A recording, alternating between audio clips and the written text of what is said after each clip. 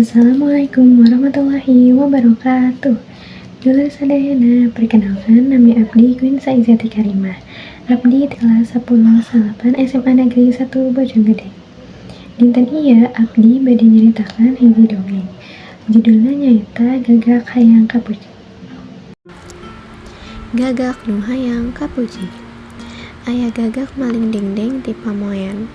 Gileber hiber bari ngaheum-heum dengdeng tea kana tangkal dadap sisi lembur. Kabeneran harita katangeunaan ku anjing nu kacida kabeuteunana da puguh kabikin. Kusabab kitu ku anjing disamperkeun. Tapi sanggeus anjing aya di hadapan, boro-boro ditanya teu direret-eret acan. Anjing mikir piakaleun supaya dendeng tea kapilih ku manehna. Sanggeus manggih anjing ngomong, "Leuh aya manuk alus-alus teuing, pamatukna panjang bulu hidung tapi mani lemes kitu. Manuk naon nya ngaranna?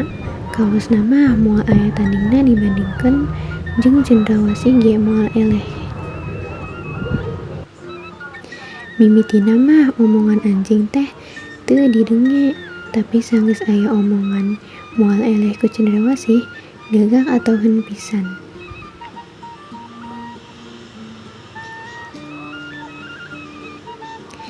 Manehna kungsi bejayeun cendrawasih teh manuk panghadena, tapi cek anjing manehna moal eleh. Kitu nu matak manehna ngarasa ngeunah ka pamuji anjing, malah cek pikirna deui asa hayang ngabagi dengdeng jeung anjing. Ngan kusabab hese malahna kahayangna teu kalaksanakeun.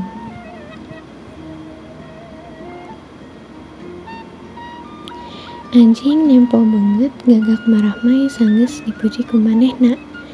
Cek pikirna pasti usahana hasil. Cek pikirna deui naon hesena muji-muji keur ngahontal ka hayangna.